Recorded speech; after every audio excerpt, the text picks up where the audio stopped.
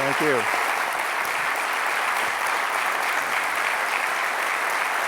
Thank you. Well, thank you all for coming. I've really been looking forward to giving this talk. I'm going to speak for about an hour, and I think undoubtedly say a few things that are going to confuse many of you, and then we'll have a short intermission, and I will try to clean up the mess that I've made in the Q&A. Now, as most of you know, over the last 10 years, I've been thinking out loud about the problem of religion, and I've really only argued three things. I've argued that our religions are almost certainly false, given all that we've learned about the world in the last 2,000 years. I've argued that they are, on balance, harmful, in that they needlessly divide humanity from itself and inevitably cause conflict. And I've argued that the good things that people think they need and can get out of religion can be had in other ways, and can be had in ways that are not hostile to understanding the world scientifically or to the project of building a viable, global, and pluralistic civil society. Now, in this talk, I'm going to take that third path a little further and argue to you that we need a secular approach to spirituality. And the details of this argument, this may sound slightly esoteric, and some of the details are, especially as they relate to things like meditation. But the context for this discussion is as blood-soaked and as tear-stained as any we can find anywhere, and I would urge you not to forget that. It seems to me that one of the most important challenges we face now is to find our way to a future where religious tribalism and religious conflict are unthinkable. And to do that, we need to find a way of talking about people's deepest experiences in non-sectarian terms. And so for that, we need a secular approach to spirituality. Now, it just so happens that 20% of Americans, depending on how the question is asked, declare themselves ready for such an approach and already describe themselves as spiritual but not religious. Now, there are problems here. Much of what spiritual people believe is every bit as incredible as what religious people believe. Anyone who was waiting around on December 21st, 2012 for the world to end out of deference to the Mayan calendar got a taste of this when nothing happened right on schedule. And if one wanted to find a position that could annoy believers and atheists equally, it's hard to improve on this. It's, to say that you're spiritual but not religious in both camps just sounds like a confession of intellectual weakness and a loss of nerve. Among the faithful, it sounds like you want all the consolations of faith without any of the discipline. You love Jesus and you sure hope he loves you, but you don't want to think about the day of judgment. When I debated Rick Warren, he summarized this attitude when he said, "You know what your problem is? You don't want to have a boss." And this was very much the attitude in which he said that. Now, obviously, as a defense of Christianity, this made no sense. But whether or not I want to have a boss says nothing about the plausibility of that a first-century carpenter who had the bad luck to get crucified managed to survive his death and is now just hovering over everybody's business like an omniscient peeping Tom. But you can hear how this would apply to the spiritual but not religious crowd. Spiritual people are just in it to feel good. They want their yoga and their strange diets and their alternative medicine and their crystals, and they don't want any traditional constraints on their search for happiness. Now, among atheists, when you say you're spiritual but not religious, you just sound like someone who's afraid to die and didn't pay enough attention in science class. It sounds like you don't have the intellectual courage to renounce the false consolations of religion.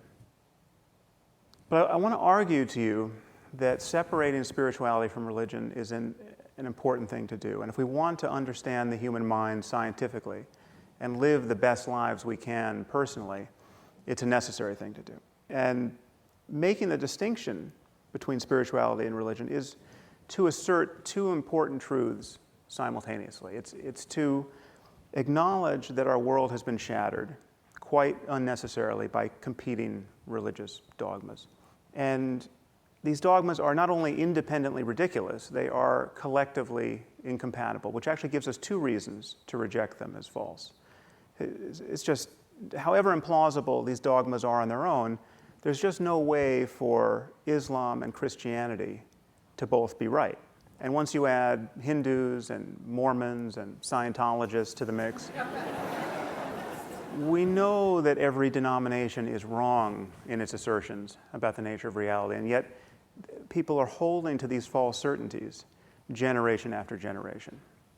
Now, this dogmatism is bad for us. It's bad for us intellectually, for obvious reasons, but it's also bad ethically because it enforces in-group loyalty and solidarity and out-group hostility, even when members of your own group are behaving like psychopaths. Believing things for bad reasons divides people, inevitably, because bad reasons don't survive export very well. You know, you say, this is our land. Why? Because it says so in a holy book that was written 1,000 years ago in a language half of us can't read. Okay, that is a bad conversation starter. The second reason for separating spirituality from religion is to acknowledge that there's more to understanding human experience than science and secular culture generally admit. This is a cast of Bernini's famous sculpture of the Ecstasy of St. Teresa. And here's what it might look like on the inside. You know, or maybe not. There's certainly states of consciousness that answer to this description, especially if you add psychedelics to the arsenal. But the problem is that if you someday feel better than you ever have in your life, this is St. Francis realizing that he's incredibly stoked to be alive. The problem is that if this happens to you, if you feel completely stripped of personal neurosis and you just love humanity unconditionally, there is no context in which this experience can be appropriately valued apart from an Iron Age religion or a New Age cult. This is Rajneesh working his magic. Now, you might just think this is the effect you can have on people when you have 99 Rolls Royces parked in the garage. But ecstasy and devotion and self-transcending awe happen to people in a variety of contexts and sometimes in embarrassing contexts. Now, this is a problem for the forces of reason because the most transformative experiences people have, the experiences they tend to value more than any in their lives, are currently anchored to the worst parts of culture and to ways of thinking that merely amplify superstition and self-deception and conflict. Talking about spirituality outside the context of religion is a way of changing that. Now, I'm not the only atheist who's found this term spiritual or spirituality indispensable. Christopher Hitchens and Carl Sagan both used the word, and if this is not going to inoculate us against our allergy to this term, I don't know what would. But they used it to describe a range of aesthetic and intellectual insights that they thought were too beautiful or too profound for ordinary language. Something like this, for instance. This is one of the most sensitive images ever taken of space. This is the Hubble Deep Field. And this is a tiny area of visible sky. This, for those of you in the back row, would be as though I held up a nickel or a quarter here on stage. This is what a deep gaze into so tiny a patch of sky looks like. It's such a tiny patch of sky that there's only a couple of stars in our own galaxy that appear in this image. Everything else you see here, every other object, and there are over 8,000 of them, is another galaxy like our own, filled with billions of Earth-like planets. Now, whether you think of these galaxies as teeming with other life forms and perhaps advanced civilizations, or you think that we're the only ones here, the feeling of strangeness is overwhelming. It's hard to know which of those truths would be stranger. But there's no question that if you spend any amount of time contemplating this image, it delivers a more profound and beautiful context to our existence than any offered by the Bible or any other ancient book. Now, we can use the term spiritual to signify this kind of beauty and profundity, but there's something a little misleading about that because it leaves out other experiences and insights. And these experiences have nothing in principle to do with thinking about the universe or our place within it. Now, in this talk and in my book, I use the term spiritual and spirituality to describe ways in which we can deliberately investigate and transform our experience in the present moment and come to understand some durable truths about the nature of human consciousness. There's a sense in which everything that appears in consciousness, everything, even the most ordinary thing, is as profound and as beautiful and as mysterious as that vision of deep space and time. In fact, the most ordinary experience of being awake and aware in the present moment, the feeling of just being you, sitting in your seat, is as deep a scientific mystery as we have, rivaled only by the mystery of why there's a universe in the first place. And the reality of consciousness is much more relevant to your experience than cosmology is, because here we're talking about the very substance of experience itself. The fact that the universe is illuminated where you sit, the fact that your thoughts and moods and sensations have a qualitative character, is a mystery. And I argue in my book at some length that it will probably remain one. But the truth is, even if we do come to fully understand consciousness in terms of information processing in the brain or any other complex system, that would not make it any less significant or profound.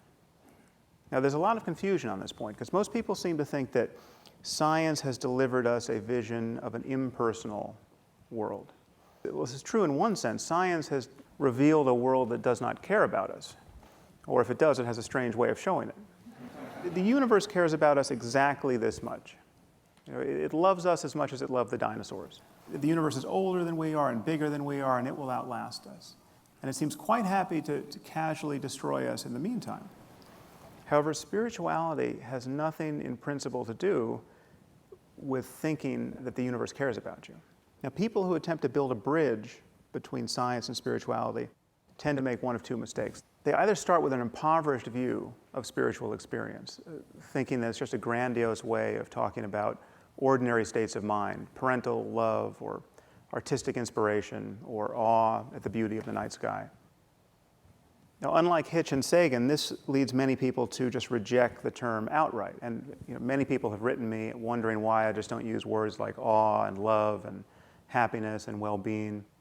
And perhaps some of you in this room have objected to my use of the word spirituality. But the problem is that what most people understand by these terms has very little to do with the kinds of insights and experiences I want to talk about. Now, there's more to realize about the nature of your own consciousness in this moment than whatever it is you happen to feel when looking at the Hubble Deep Field, or while listening to Mozart, or while having sex, or while doing all three of those things at the same time, which would probably be illegal. Now, but then there are people who have the opposite problem. There are people like Deepak Chopra who will tell you that the Buddha and other contemplatives anticipated all of the insights of quantum mechanics and modern cosmology, and that by simply transcending your sense of self in the darkness of your closed eyes, you can realize your identity with the one mind that gave birth to the cosmos. This is a specious claim. There's nothing about meditation that is akin to doing cosmology, and you don't get insights about what preceded the Big Bang from doing any of these practices. But this is where we encounter true intellectual atrocities, like the book The Secret and the film What the Bleep Do We Know? Now, I hope none of you bought this book. I suspect many of you saw this film. I saw it. It practically gave me a seizure. Just as a sanity check, when a chiropractor is telling you about the implications of quantum mechanics, you know you have opened the wrong door in the mansion of understanding. So in the end, we seem to be offered a choice between pseudo-spirituality and pseudoscience. And one problem is that very few Western philosophers and scientists have developed strong skills of introspection in terms of a disciplined training like meditation. I know absolutely brilliant people who seem to have no ability to make the most basic discriminations about their moment-to-moment experience. I won't name any names. Conversely, I've met Tibetan lamas who spent years in caves doing nothing but meditate on the nature of consciousness, who obviously knew nothing about science and may well have thought the earth was flat. But there is a connection between scientific fact and spiritual wisdom, and it's more direct than most people suppose. The insights a person can have, as I said, tell you nothing about the universe and cosmology. But they do confirm some well-established truths about the nature of the human mind. And certain of these truths are worth knowing in that they enable us to live better lives. They enable us to suffer less and undermine our reasons for creating unnecessary suffering for others. Now, I know what it's like to have no idea that this was the case. When I was 16, I did a wilderness course in the mountains of Colorado, outward bound. It was this 23-day slog through the mountains of Colorado. And it culminated in a ritual called the Solo, where we were all put on the outskirts of this beautiful mountain lake, very much like this one, and told to just contemplate the universe for 3 days and 3 nights. And there was no food, so we fasted, and there was nothing to do but write in our journals. Now, I found this to be a crushing experience of loneliness and boredom. And in my journal, I just made lists of foods I was planning to eat when I returned to civilization. And when I found that other people on this trip came off their solos feeling transformed by the experience, most of the people were 10 years older than I was at the time, I didn't know what to make of this. And if you had told me that I would one day spend months in conditions like this voluntarily, I would have thought you were completely insane. But I then went on to study with a variety of monks and lamas and yogis and other contemplatives, and spent about a year and a half or so on silent retreat, practicing various techniques of meditation. And when you do this, you discover that you have certain habits of mind that keep you blind to features of your experience that you really ought to know about. And the principal habit is spending every waking moment lost in thought. Now, we need to think, to form beliefs about the world, to plan, to reason, to do almost anything else that makes us human. Thinking is the foundation of every social relationship and every cultural institution, and obviously it's the foundation of science. So thinking is not the problem. But thinking without knowing that you're thinking is a problem. It gives rise to the illusion that you have a separate self living inside your head. The first thing to recognize is just how incessant this process is. So let's try a little experiment. See if you can stop thinking for just 1 minute. Now you can pay attention to the breath, or you can just watch the numbers change on this clock, but do your best not to let your mind wander in thought, even for an instant. All right, let's try that again. I couldn't even hear myself think with all the thinking that was going on in this room. Let's try 15 seconds. Okay, just imagine that your life depends on this. Okay, you could probably hold your hand in fire for that long if you had to. Okay, just try not to think about anything for 15 seconds.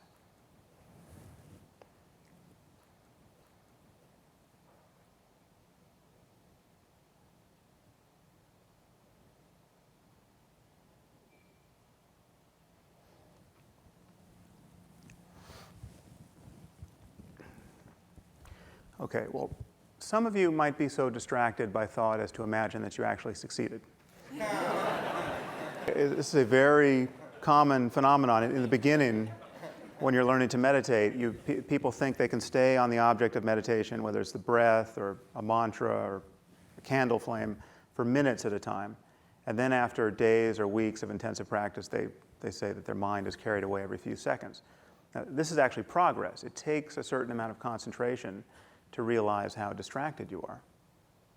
Now, this is a remarkable fact about the human mind, where we are capable of astonishing feats of creativity and insight. We can endure almost any torment, but it is not within our power to simply stop talking to ourselves for a full minute, whatever the stakes. We spend our lives lost in thought. And the question is, what should we make of this fact? Now, in the West, the answer has been not much. Okay. In the East, especially in a contemplative tradition like those found in Buddhism, it's understood that thinking without knowing that you're thinking is a principal source of human suffering.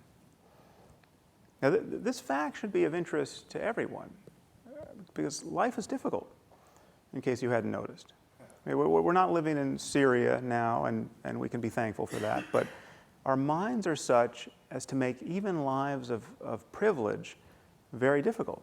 I don't know about you, but my days are filled with emergencies. You know, just putting sunblock on my daughter before she goes to school.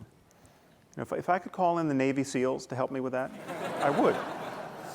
Our minds are not often our friends. It's amazing how much stress arises in even a totally ordinary and well-ordered life. And the center of this problem is the illusion of self that we call I.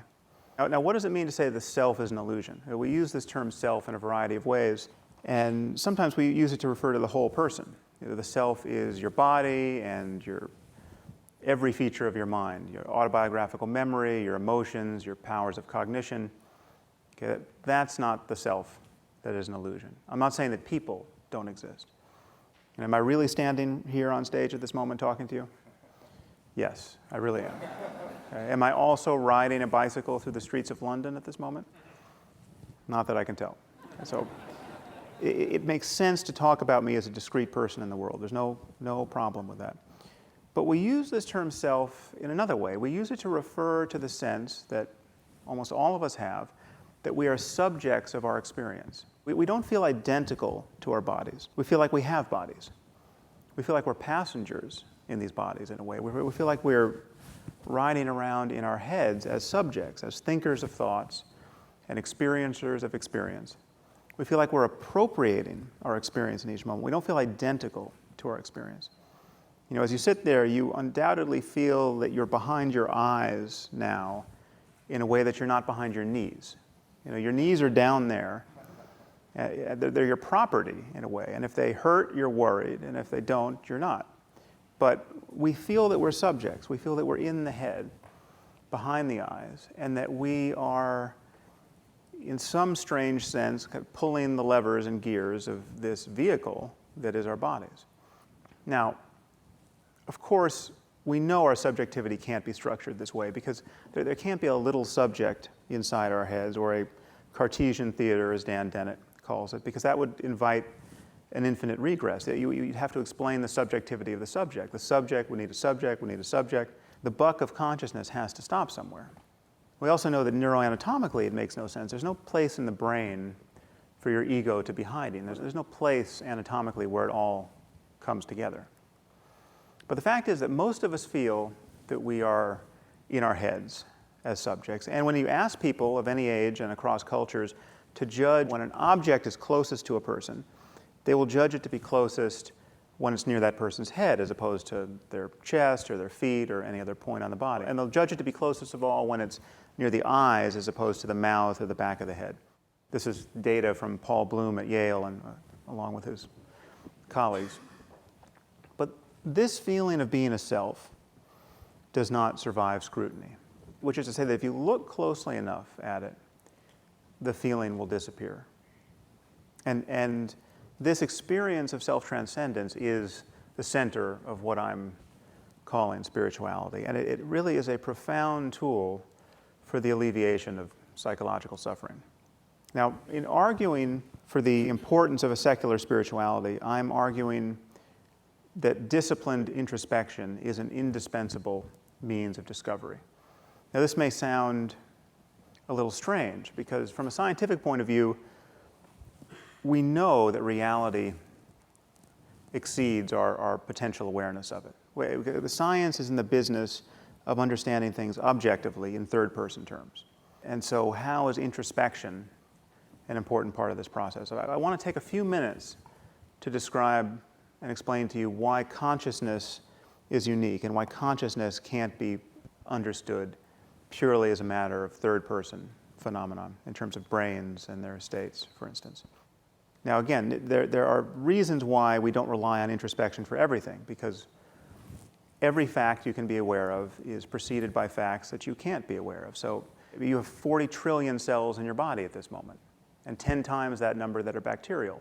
All of these entities are doing their work, for good or for ill, without your knowledge or control, and without your potential knowledge or control. Most of our internal organs may as well not exist for all we know of them directly. This is a cartoon of a human pancreas. Do I have a pancreas? I don't know. I hope so. Just search your experience at this moment. Are you aware of having a pancreas? How aware could you be? Unless you have pancreatitis and are in pain, you'd have to be clairvoyant to know anything about your pancreas. I mean, who's crazier, someone who goes into a police station offering to find a missing person with her psychic powers, or someone who claims to be consciously aware of the workings of her pancreas? It's probably a toss-up. So what can we be aware of? What are the boundaries of subjectivity in this moment? Well, you can feel yourself sitting there in your seat. You hear the sound of my voice. You see the light and color and shadow of this room. Your conscious experience in this moment has a certain qualitative character, but we know that it reaches into a wilderness of other facts that you can never know directly. For instance, this is what the motor nerve pathway looks like in the human brain. You've got regions in your frontal cortex that connect to fiber tracts that descend through your brainstem and spinal cord, and then terminate at the neuromuscular junction where you have motor neurons that affect muscle fibers. But if you search your experience, you're not aware of any of this. Now consciously move one of your hands. How do you do this? Okay, now just really pay attention, because this is as intentional as it ever gets. This is, you are in complete control of this. You, whatever you are doing this. But when you look for what underwrites this behavior, neurotransmitters, muscle fibers, you can't feel or see a thing. And how do you initiate it? And how do you stop it? That's very difficult to say. The truth is, none of us has a clue. And yet, there's clearly some internal signature we're reading by which we can discriminate volitional from involuntary behavior. Otherwise, everything would seem involuntary. Now, it's hard to say what this feeling consists of, but it's surely something that there's some signature in consciousness. Otherwise, everything would be completely confusing. There'd be no feeling of agency. Now, despite the obvious importance of all of these unconscious mechanisms, consciousness is what we care about. Most of what's happening in the world, and even in our own bodies, is happening in the dark. But it's what's happening in the light of consciousness that matters to us. In terms of our lived experience, we are simply consciousness and its contents. Now, it's very easy to get confused about this because scientists and philosophers spend a lot of time trying to understand consciousness in third-person terms, in terms of brain processing, for instance. But the reality of consciousness is first-person. Now, when talking about this, I like to use the philosopher Thomas Nagel's formulation that a creature is conscious if there's something that it's like to be that creature. Now, this gets at this split between first and third person. It's whether or not we can judge a creature to be conscious from the outside is never quite the point.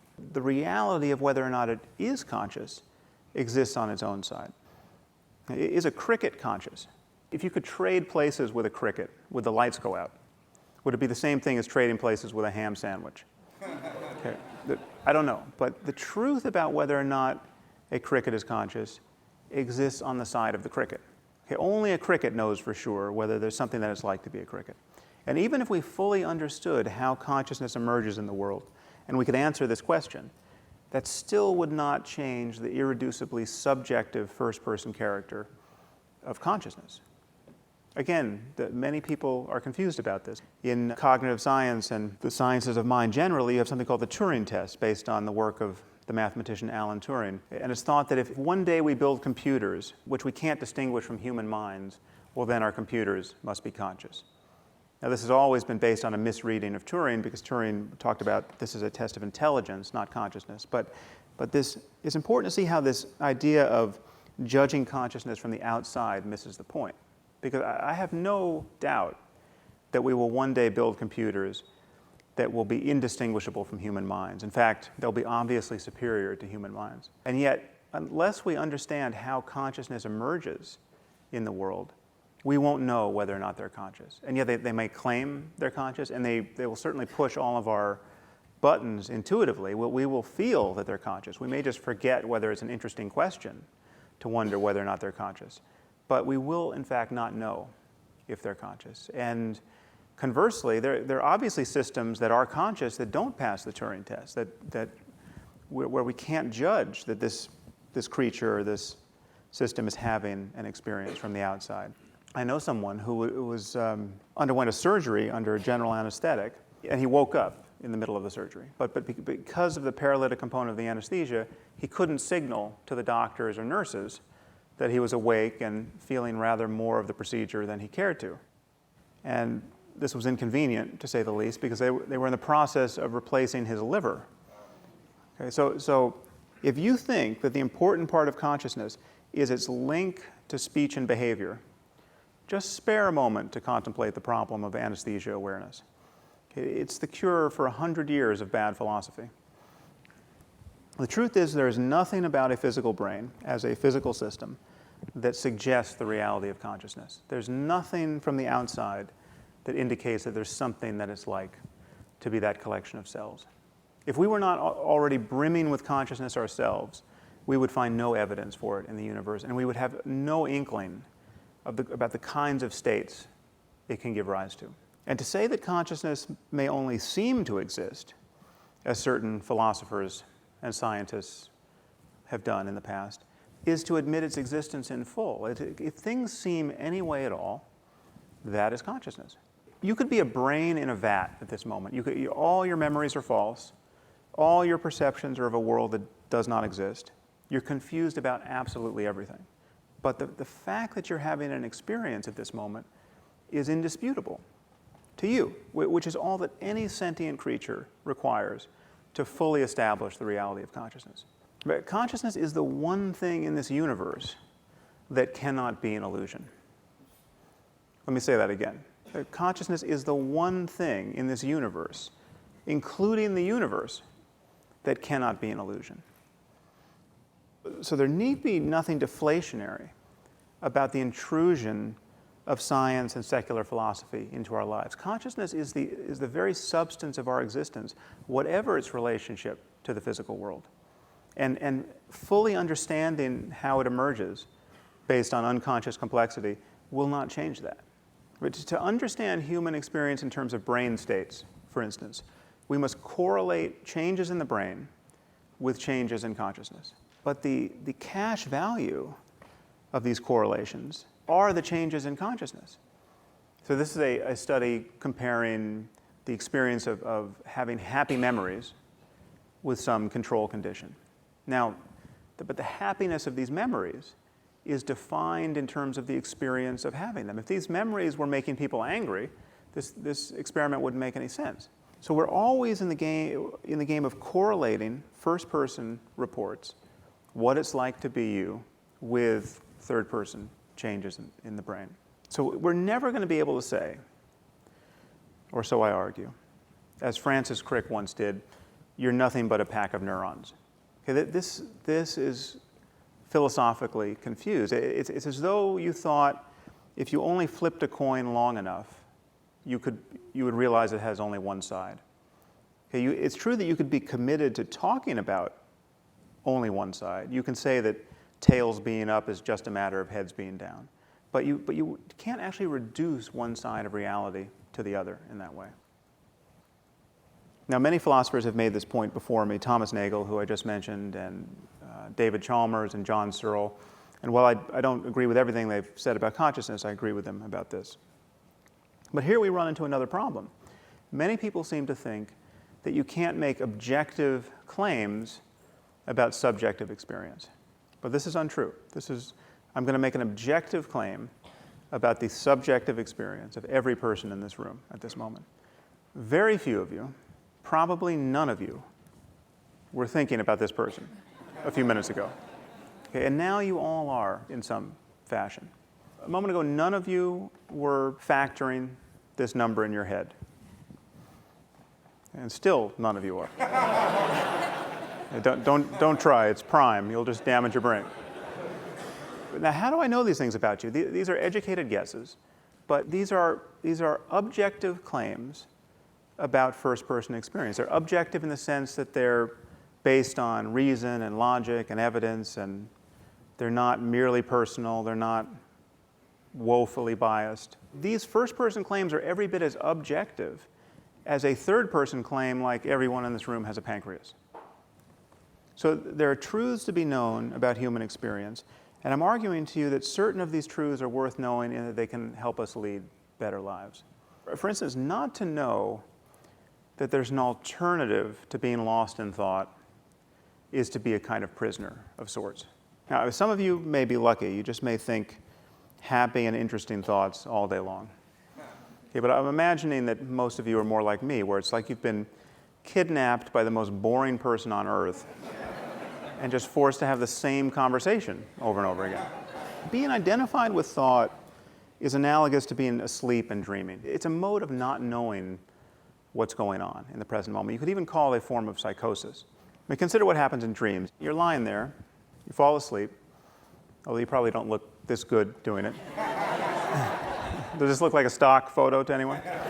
It's amazing. When you look for photographs of people sleeping, you have a choice between models who are pretending to sleep on pristine sheets and just the open-mouth chaos of someone who just looks like they fell asleep on the sofa in a meth lab. Okay, so you lie down to sleep, right? And then you suddenly find yourself wandering in an airport all alone. And then you're in the company of a gorilla, right? And the mind doesn't even blink, right? It seems to have no expectation of continuity. The most surprising thing about dreams is surely our lack of surprise when they arise. This is probably due to the diminished activity of the frontal lobes during REM sleep. But an analogous thing happens to us in the waking state with our thoughts. We will tell ourselves the same thing 15 times in a row. Now, just imagine if other people could hear your thoughts broadcast on a speaker all day long. You would seem completely insane. And who are we talking to in the first place?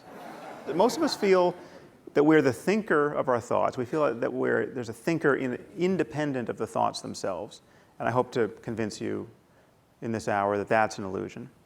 But the thinker is playing both sides of the conversation. So, I walk out here and I think, oh good, they put water on the table. Okay. I can see that there's water on the table. Okay. Who am I telling? Okay. Is there someone inside me who can't see the water?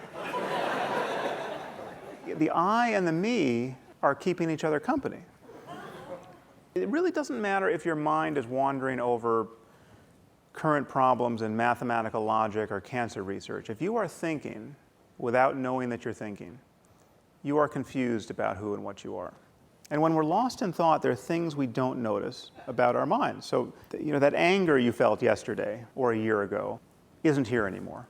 And if it arises again in the next moment, based upon you thinking about its reasons, it will subside again the moment you're no longer thinking about it. And this can be a profoundly liberating truth to understand about the nature of the mind. To understand it deeply really does change your life.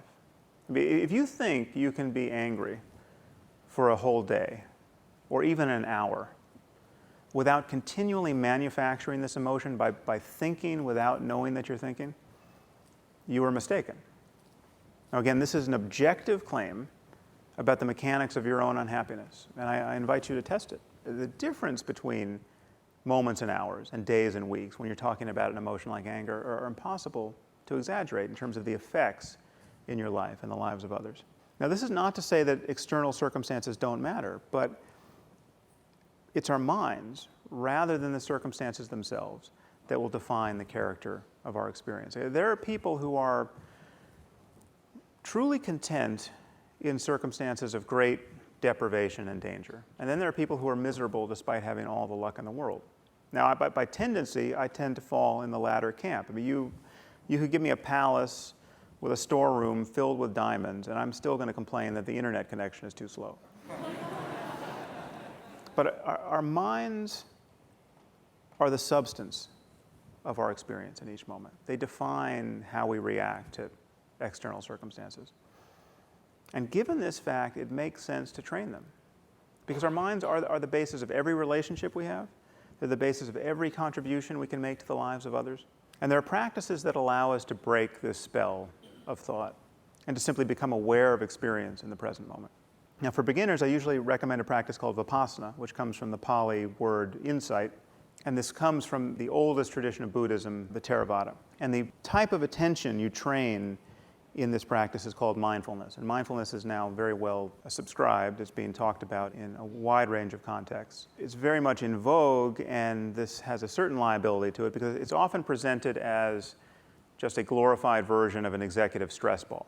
It's just one tool you want in the toolkit to be a better CEO or to kind of optimize various aspects of your life. And there's in fact nothing wrong with using it that way, but mindfulness is actually more like the Large Hadron Collider. It's a tool for making some fundamental discoveries, in this case about the nature of our minds. Now, there's nothing spooky about mindfulness. Mindfulness is simply a state of clear and undistracted and ultimately unconceptual attention to the contents of the present moment, whether it's pleasant or unpleasant.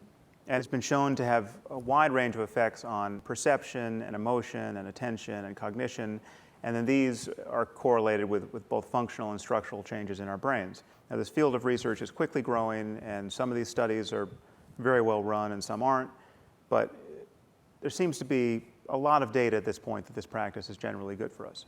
So let's try it for a few minutes. Just take a moment and get more comfortable in your seat. You might want to sit up straighter. And then you can close your eyes and just feel the weight of your body and just feel gravity settling you into your seat. And then gradually become aware of the process of breathing. Just feel the breath wherever you feel it most distinctly, either at the tip of the nose or the rising and falling of your abdomen. Now, it doesn't matter whether the breath is deep or shallow. You don't have to try to control it. This is an exercise of attention, not a breathing exercise. And every time your mind wanders into thought, just gently bring it back to the raw sensation of breathing.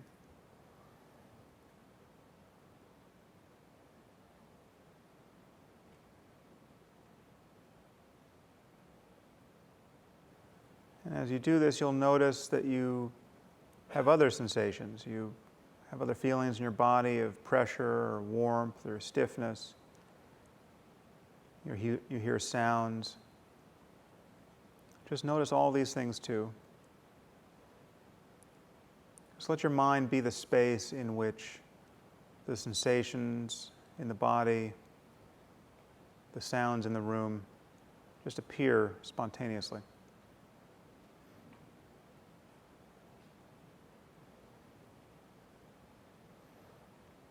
And the moment you notice a thought coloring your attention, just see if you can notice the thought itself, whether it's a bit of language or an image. Watch it disappear, and then come back to the sensation of breathing, or to sounds, or other feelings in the body. See if you can notice the next inhalation the moment it arises, and just cover it with your attention for its full duration.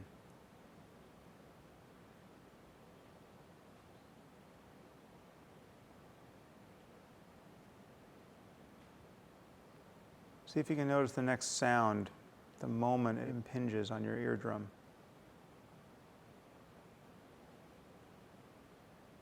See if you can notice the next thought the moment it arises.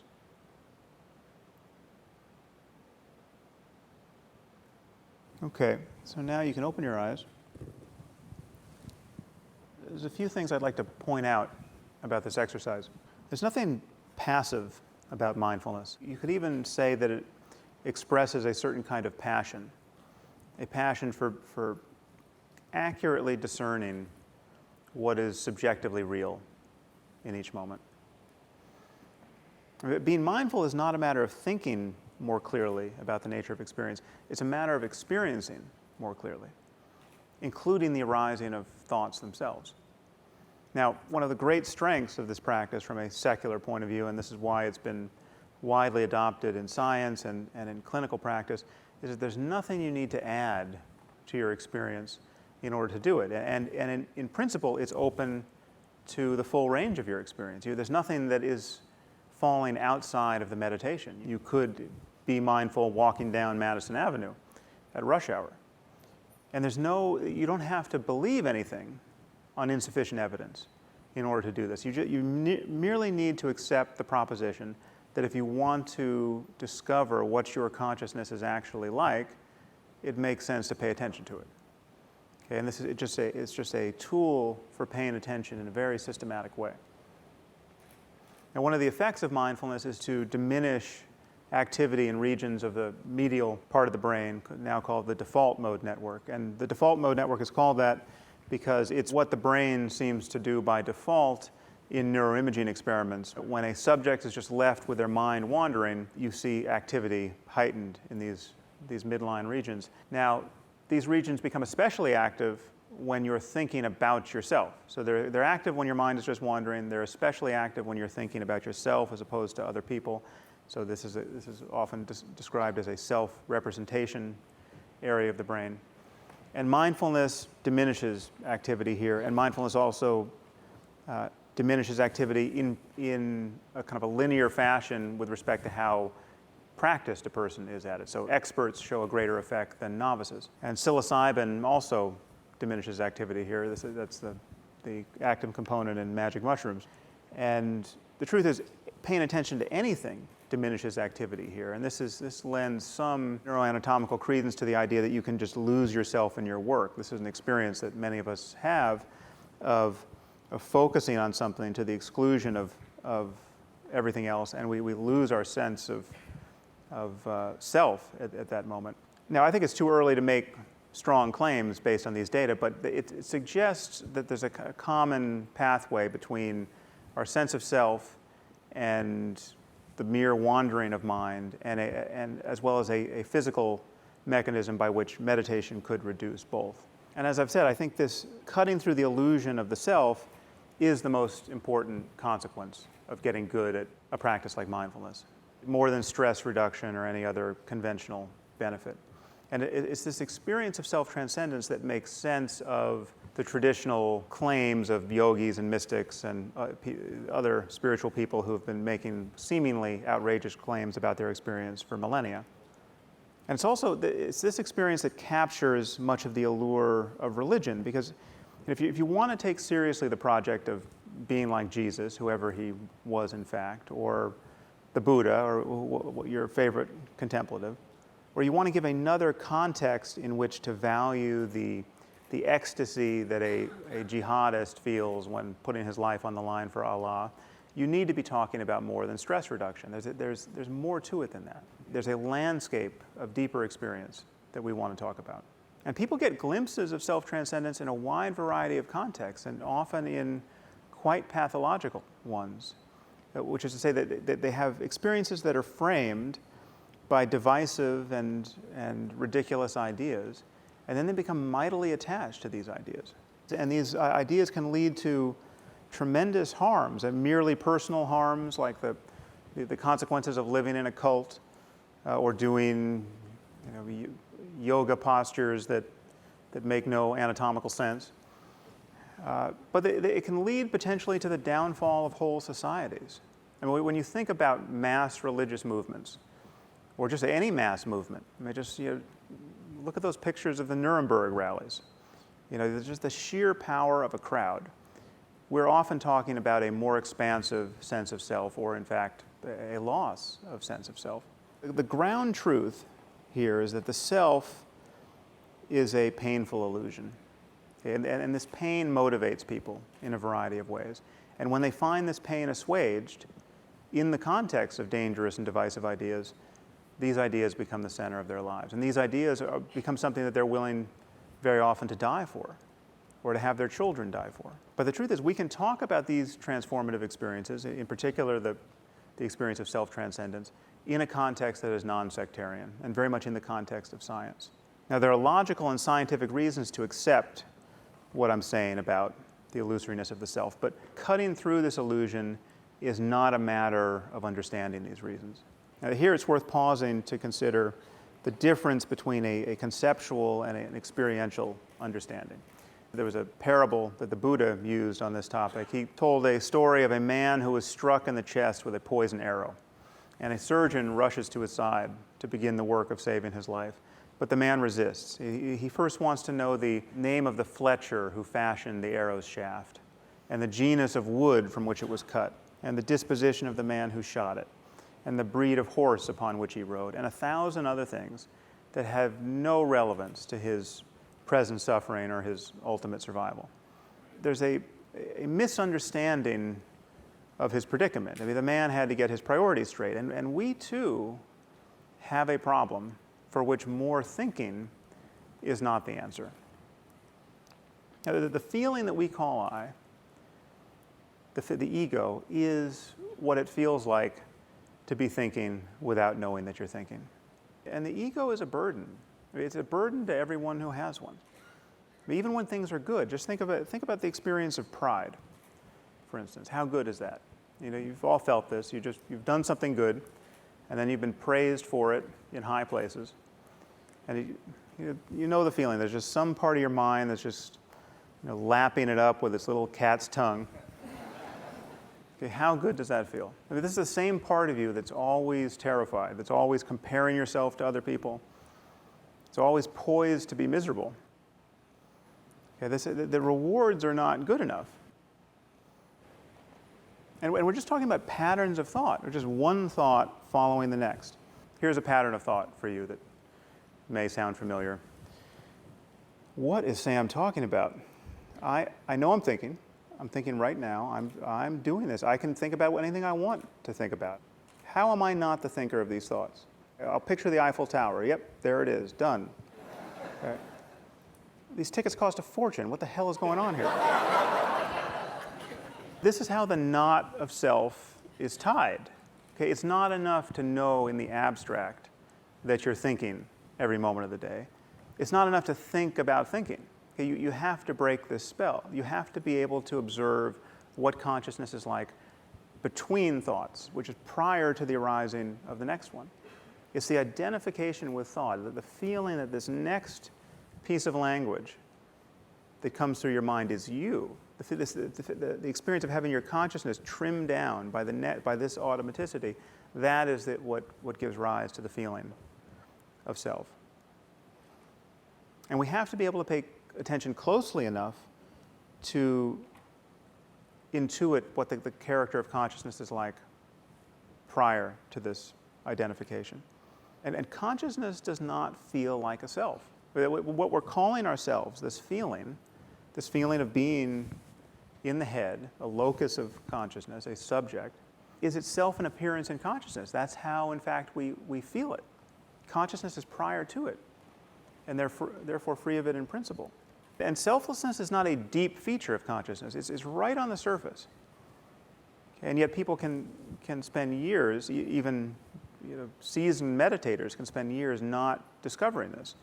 Now, how is it that something can be right on the surface and yet be difficult to see? Well, consider by analogy the optic blind spot. You've all probably seen an image like this in school at one point. If you cover your left eye and focus on the star, the circle will disappear.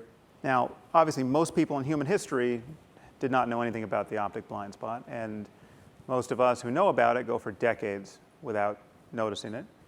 And yet it's there. It's almost too close to us to notice. It's not a matter of being deep within or far away or even particularly subtle. It's in a place we don't normally look. Now, the absence of self is also there to be noticed. And again, it's not far away, it's not deep within, and there's an intuition that, especially when you start to do a practice like the practice I just gave you of mindfulness, there's an intuition that you start in this place in your head, and now you're trying to pay attention to the breath, you're trying to pay attention to sensations, and then the journey is somehow deep within. You have to go in search of the truth of selflessness. That is a misunderstanding. Now, how can we know that the conventional sense of self is an illusion if you have this experience of noticing its absence? Well, it's like with any illusion. What does not survive scrutiny cannot be real. Now, perhaps you can see a similar effect here. Now, it's very easy to feel that this is a white square in the center of this figure. But when you look more closely, you see that the white square has been merely implied. Well, the only thing in this figure are 4 partial circles. This is a trick of the visual system. Our edge detectors have been fooled. And so when you scrutinize this image, the square falls away. Now, what will we say to a skeptic who said, well, the white square is just as real as the 4 partial circles? Well, all we could do is urge him or her to look more closely. The same is true about the feeling we call I, the feeling that there's a thinker in addition to thoughts themselves. This does not survive scrutiny. If you really look for it, it will disappear. Now, there are several methods of pointing this out, and in addition to the one I just recommended to you, I would recommend a trick that that Douglas Harding came up with. Douglas Harding was an architect who grew up in England in a cult of fundamentalist Christians, and he expressed his doubts at some point with sufficient fervor as to get excommunicated. And then he went to India, and his journey of self-discovery culminated in an insight that he described as having no head. And he then went on to write a book on that topic, and for decades spoke about it, much to the consternation of many people who had no idea what he was talking about. And some of these were very smart people, like Douglas Hofstadter, the cognitive scientist. Now, I never met Harding, but I think he was clearly trying to introduce people to the same experience I'm talking about, and he did find an original way to do it. Now, he was led to this insight by seeing a self-portrait that was drawn by the Austrian physicist and philosopher Ernst Mach, who drew himself rather rigorously from his own point of view and noticed that all he saw was his body stretched out in space. And as he wrote, it was framed by the ridge of his brow and his nose and his mustache. Now, Harding was in the Himalayas when the relevance of this image fully took possession of his mind, and he was standing at a place called Nagarkot outside of Kathmandu, which offers a beautiful view of the mountains, pictured here. And he suddenly realized that that he didn't perceive his head, that where his head was supposed to be, there was just mountains and sky. And if you look out into the space of this room at this moment, you too can have this intuition. Unless you're in the front row, you're in a room filled with heads, but yours is not among them. If you look for your head at this moment, you might notice that in its place, you just have the world. This may sound like a completely crazy instruction, but bear with me. It's not a matter of going deep within. It's a matter of just turning attention upon itself, just looking in the direction of where you know your head to be, and seeing if anything about your perception of visual space changes. So just pay attention to that first moment. It's not a matter of plunging inward or producing some remarkable experience, just the first instant of looking for yourself. See if there's any change in that sense that you're behind your eyes looking out at a world of objects. Seeing a few perplexed faces. It can take some training to be able to do this, but this is a very useful trick. This is just a trick to get your attention pointed in the right direction. But it is possible to look for this thing you're calling I and to fail to find it in a way that's conclusive. Some people find it easier to trigger this intuition along Harding's lines by just imagining not having a head. It's not so much a matter of turning attention, but just forget about your head for a moment and put the world there. Now again, if you have this, if this has any effect on you, it will be very brief, and then thoughts will intervene, and then it's not something to struggle with. It's a thing to keep considering, to keep looking for. Now, in my view, the realistic goal of practices like mindfulness or any other kind of practice is not some permanent state of selflessness that admits of no further efforts, but the ability to drop your sense of self in the present moment, more or less no matter what's happening. Now, if you can do that, it seems to me that you have solved many of life's problems, because doing that is coincident with no longer being hostage to the contents of the next thought that is arising in consciousness, the angry thought, the self-hating thought, the judgmental thought. This breaks the spell. It's possible to have the center just drop out of experience. And then, in some sense, as a matter of conscious experience, only the world remains. There's experience, and there are the stories we tell about it. And so, some stories give people meaning in their lives. Some religious stories give them meaning, but many meanings are divisive and productive of unnecessary harms. And many are patently false. What does a spiritual experience mean? What does the experience of self-transcendence mean? What does unconditional love mean? What does bliss mean? Now, if you're a Christian sitting in church, undoubtedly it's going to mean that the doctrines of the church are somehow true, that Jesus survived his death and he's now taking an interest in the fate of your soul. If you're a Hindu praying to Shiva, you're going to have an entirely different story to tell. So there has to be a deeper principle at work, and we have to understand these experiences in non-sectarian terms.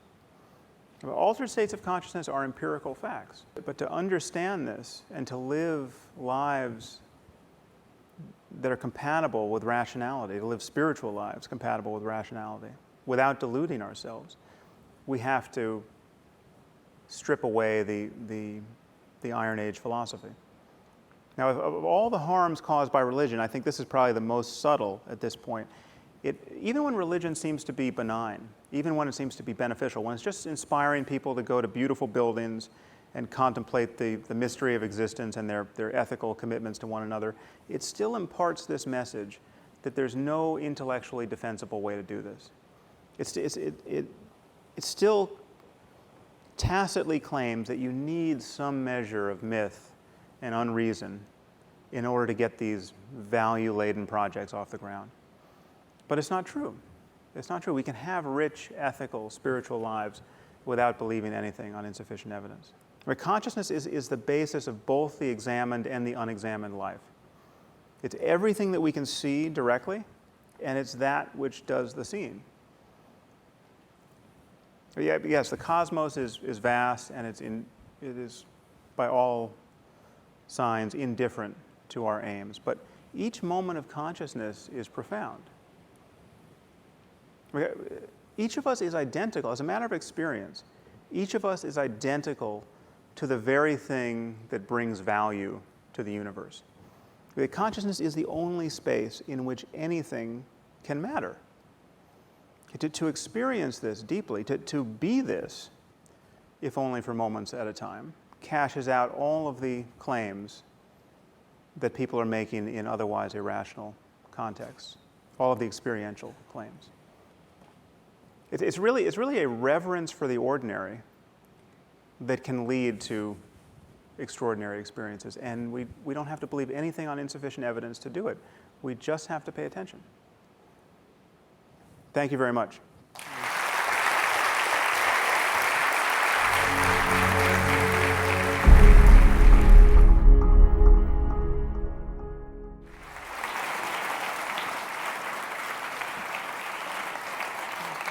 Okay, so I was expecting to be able to see you better for some reason, but that was totally irrational. I guess I can't see anyone, but... I am standing here in front of the mic. Okay, yes. The voice of God. Listen, I'm a huge fan. There's a lot of people who think I'm smarter than I actually am because I plagiarize a lot of your arguments, especially with my religious friends. Well, they think I'm smarter than I actually am too. So well, okay, good. Boat. But I'm struggling with this a lot. One of the things is I was thinking to myself before I came up, I want to ask a question. And I stopped listening to your lecture because I was sort of consumed with the idea of what I was going to say. And then I started to think about that. Well, what do I want to say? What do I want to ask? Well, I look up to you, sort of there's a sycophantic thing here where I want you to remember what I said. And then I sort of acknowledged that, and I sort of let it go. And I sort of thought myself out of it. And it was, to a certain extent, I transcended my thought by thought. And I'm a writer, and I spend a lot of time trying to get to the heart of things. But in the end, it feels like if I start meditating, or if I start removing myself from that experience, I'm removing something of my humanity and part of who I am as a person. Right. And it not only frightens me, and I'm going to acknowledge the fact that it concerns me in that level, but also intellectually, I feel like, well, where am I then if I get so much out of my thought process? And through my thoughts, I do escape myself. Right, right. Well, rest assured, I will never forget that question as long as I live.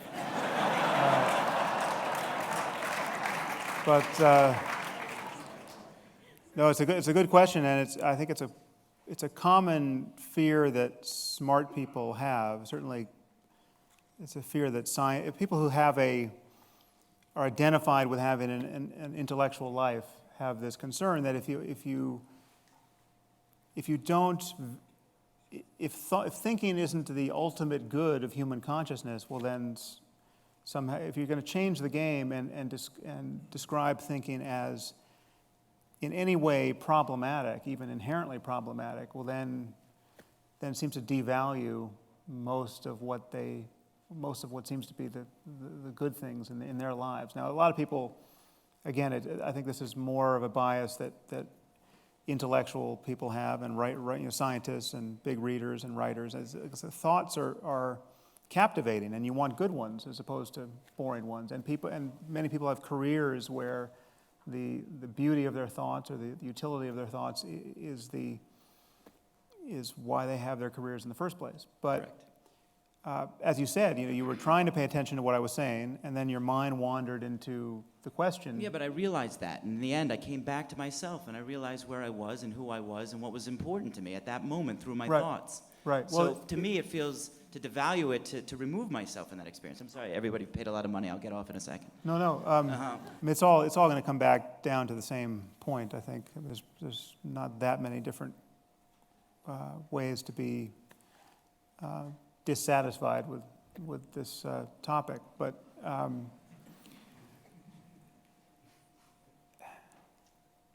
whether anyone knows it or not, we all want to be free of dilemma in each moment. I mean, most of our thinking presupposes that if we could just think ourselves to some point of completion, we would have a reason to just be happy now.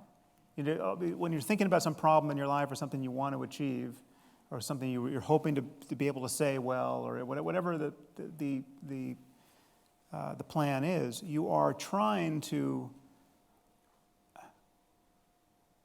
guide yourself through the uncertainty of each subsequent moment of the future, so that you can finally just be totally satisfied and at rest, and no longer neurotic, and no longer afraid, and no longer judging yourself, and just settle into the present moment. You've suggested in one of your articles that you think that apart from the five senses, if you strip the senses away, it's your suspicion that consciousness is still there, that it still exists. Right. And I didn't know if you were sort of going over into the Chalmers territory of thinking that somehow consciousness is fundamental, or what you're thinking there. If you could elaborate on that and how you maybe came to that conclusion. Well, there's a deeply held conviction in the sciences of mind that consciousness is there's no such thing as pure consciousness. The consciousness is always in one of its channels of seeing, hearing, smelling, tasting, touching. And if you lost seeing and lost hearing and lost smelling, lost tasting, lost touching, and there are other modes of consciousness like proprioception and other things we don't think about so much. But if you lost every one of those channels, well, then the lights would go out completely. And yet there are people, experienced meditators have experiences that seem to contradict that intuition, where you can have an experience where it's absolutely clear you're not hearing, seeing, smelling, tasting, touching, thinking, and you don't even feel you have a body anymore. I mean, it's just all of that has been relaxed to the point where there's just consciousness. There are many different states that have this character, but you can have a feeling of just kind of wide open conscious peace that has no reference point in those usual channels. And so if you've had those experiences, then this notion of pure consciousness makes some sense. So I'm whether or not there's a subtle residue of all those channels there, and there's no such thing as pure consciousness, or whether it's more accurate to describe it as pure consciousness, I'm not sure. But the pure consciousness experience is definitely there to be had. And the channel, the way in which people study consciousness at the level of the brain, looking for it exclusively in the visual stream, for instance, as Christoph Koch does, or did with Francis Crick. I think that is almost guaranteed to be misleading if consciousness is more fundamental than that. But no, I don't actually. Chalmers thinks that consciousness arises by virtue of all information processing, so that even a thermostat is conscious to the degree that it's processing information. And that's not really where my intuitions run, but I don't actually have a better intuition. It just that seems so spooky to me that it's hard to really feel you believe that when you say the words. Thank you. Okay. When we take away our eyes, we don't imagine that all the light disappears. Right. When we take away the activities in our brains that manufactures the sense of self, we don't imagine that our self disappears. So why would you say that that's an illusion, but photons are not? It's hard to say what is really, really real when paying attention changes the nature of what's there to be noticed. I mean, this comes down to, this even links up with what's there in the real world. If you think of like wine tasting, for instance, what does a given wine taste like? Well, for me, it just tastes like it's a red wine or a white wine, and that's basically as far as I go.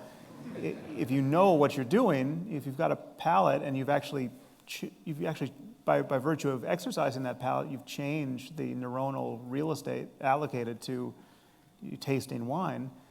You literally have a different brain than I do, and you will find different things in that wine by virtue of having a different brain. Now, I guess you could say that it's somehow really in the wine, all the flavors of chocolate and persimmon and all the other stuff you pretend to find in that wine. But so on one level, it's really there because if we did enough study, we could find the molecules that are, maybe wine tasters would all converge on, what's giving them those experiences, but maybe not. Maybe it's just, in part, just a consequence of changing your brain. But to answer your question directly, it was that the slide I put up there about the white square, if paying attention to something more closely always forces that thing you thought was there to collapse into some other condition. That is the definition of an illusion. It's something that you thought it was real, and you paid closer attention to it and discovered that it wasn't as it seemed. Now the sense of self has that same character. So it's like, how many times do you have to look at that white square to assure yourself that it's not really there? 5, 10, 15, 20. At a certain point, you just know that you're being fooled when you see it there, and if you look more closely, it disappears.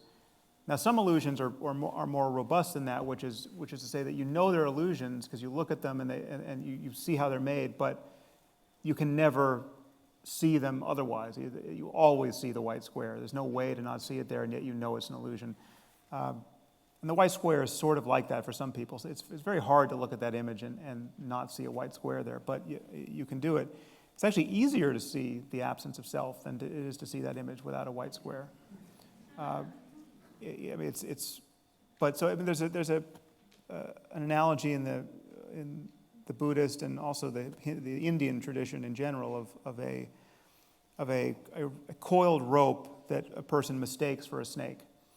So you see a coiled thing in the corner of the room, and you immediately, all of your amygdala response kicks in. You see a snake, and you're freaked out, and then you look more closely, and you see that what you thought were scales is just strands of fiber, and now that snake collapses into a rope. And so, how many times do you have to do that?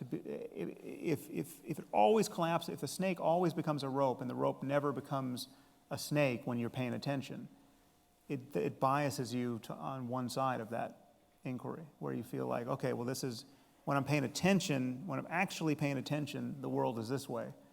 When I'm confused or distracted, the world seems to be another way.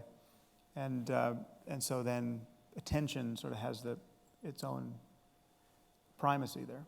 My question is, I know what it feels like when you say to be behind your eyes, that sense of self. I don't know what it feels like not to feel that. And I get the sense that you either do or you have some insight to what it might be like. So I'm wondering if you can articulate what that which could replace that through meditation or spirituality, what that feels like. Well, so what does it feel like to lose the sense of self? Right. Once I've lost that, what will I then feel? Well, so it can be very, in the beginning, it's very brief. I mean, unless you're some kind of meditational prodigy, you'll glimpse this thing, and it'll just be glimpses. It'll be, a few seconds. It's not gonna open up, and you're gonna have a week without yourself. Though that would be nice. But it's a glimpse which its duration can extend, and the more it extends, the more the sort of experiential qualities of it become salient. So the more you begin to feel the good stuff of just being no longer burdened with the problem of yourself. And so states like compassion and bliss, and I mean, the positive character of consciousness that you hear described in Buddhist and other contemplative literature, that stuff happens simply by virtue of no longer being, I mean, that can happen just by virtue of being concentrated, but it can happen by virtue of no longer feeling this sense of self. But it's very momentary, and because it's momentary, especially in the beginning, it doesn't necessarily feel like anything important has happened at all. And this is something that Douglas Harding, I know, ran into when he was teaching, because I think he said somewhere, the voice of the devil is, so what? You know, so he was teaching this to people. He was giving these kind of headlessness seminars, and people were having this experience of headlessness for a half a second, and then they'd say, so what? And that is a liability of teaching this stuff to people too early, because unless you've spent a lot of time meditating and really seeking increasingly rarefied breakthroughs in your conscious experience, it's hard to value this thing if you do in fact experience it. And it's not obvious that it's the answer to any problem until you've really defined the problem for yourself. But the more you get used to it, it does become the answer to a problem. You mentioned compassion and bliss. Are those? Well, those are transitory states within this. I mean, those can be transitory states even when you're feeling like a self too. Right. But it's what I'm saying is that it doesn't necessarily feel like much of anything initially. But what it does is it interrupts the process of thinking and conceptualizing and creating all of whatever conscious state was being manufactured by being identified with thoughts. So if you're thinking angry thoughts or envious thoughts or whatever the problem is, and you're totally identified with those thoughts, well, then you are hostage to whatever the emotional implications of those thoughts are. You know, it's just, you don't see the thought as a thought. It just comes up from behind in some weird way, and it becomes you. You know, you're that thought. So if it's a thought of hatred for somebody or hatred for yourself or whatever it is, it's just you, that is you for that moment.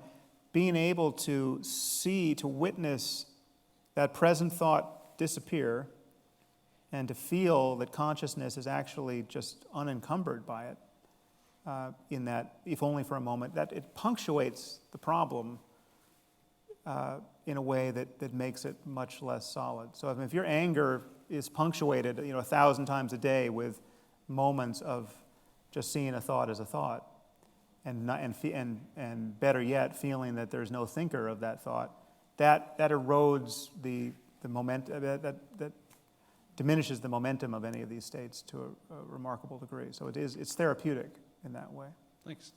So I spent decades never using the word faith, and then I read The End of Faith, and I had some long discussions about the word belief and the word faith, and I ended up deciding that really I shouldn't use the word belief, because everybody hears the word belief and they put into it whichever interpretation of belief they want to put into it. They either say, well, he's taking that on faith, which is one of the ways that you can see the word belief, or they understand what I'm saying. So in order not to be misunderstood, I decided to use the word faith and something like accepting the fact for belief. I think I'm much more clear that way. And now you've introduced this idea of spirituality, which starts with the word spirit and has such a strong implication to, I would presume, a vast majority of the people on the planet, of the supernatural. Right. And it seems like a really bad choice. Yeah. Yeah. And I'm an avid backpacker. I was just up in the Sierras a little while ago, and I had this intense feeling of awe standing on top of a mountain. And I would never call it spirituality. Right. And I'm wondering, how'd you come up with this, and why? Yeah, well, and that's something I try to take the stink off of it in the first chapter of my book. But And it's so deeply into it. It's the problem is we really there's no word in English that captures this project. You have words like you have words that are worse, like mysticism. I use the word contemplative a lot, but what you need is a word which does not allow someone who thinks all you're talking about is awe, loving your kids, loving to paint, all of these ordinary experiences that everyone has had. You need a word that suggests that there's something more rarefied here, that this goes deeper than most people tend to explore in their lives. And you need a word that links up with the traditional ways in which people have made this effort. So, because this, what I'm talking about really is of a piece, it's of a continuum, it's on a continuum with the kinds of things people experience, Tibetan lamas who go into caves for years at a time, or Christian monastics who spend 20 years in monasteries and have these rarefied experiences. Granted, they tend to interpret those experiences by the light of their religious doctrines, and that is illegitimate, and that's something that I've spent a decade criticizing, and I criticize to some degree in this book. But there is a far end of the continuum of human well-being and states of consciousness that can be really rare and hard-won, and people experience them through practices like meditation. They experience them through psychedelics. Some people get lucky and just experience them, and they don't know why. But it's not everyone, and it's certainly not every backpacker who loves to look at the Milky Way. And it's not. It is an area of specialization. It goes very deep, and to just talk about awe and well-being and happiness, everyone thinks they know what you're talking about. And 99 times out of 100 they don't. What was that? I love to be clear when I'm talking. I have that sensation that I want people to understand exactly what I'm talking about. Yeah. And if I use the word spirituality. Well, it starts the conversation. I think the problem is that it's. I hate jargon, and when you come up with a new word for this thing, it's just the most arrogant move imaginable, where you think, okay, now everyone's got to start using my word. We're going to call this, omega point or something, and now I expect you all to make the appropriate noises. So it's just not, that never works, and it's not, positive psychology isn't enough. It's not, because what people mean by positive psychology just doesn't capture this far end of several sigmas beyond the norm in terms of what people experience. So I'm rolling the dice with spirituality, knowing that it's going to produce a fair amount of pain. But it's there's no better word in English.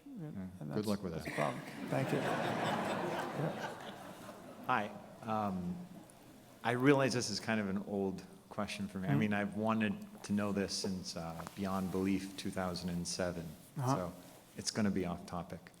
I believe you're an atheist with respect to religions. I think you're and I know you don't like the word. I think you're an atheist with respect to gods, but I believe that you are agnostic with respect to reincarnation. Maybe you can contrast those differing.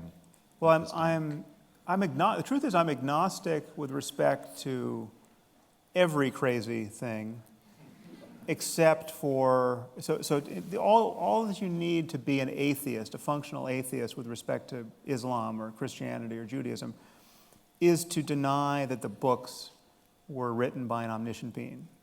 And that there's no evidence that they were written by an omniscient being. And so once you disparage the books, you're an atheist with respect to those religions. I mean, that's just the end of the conversation, and it's patently obvious that those books could not have been written by an omniscient being, or if they were written by an omniscient being who was pretending to be a 1st century or 7th century ignoramus.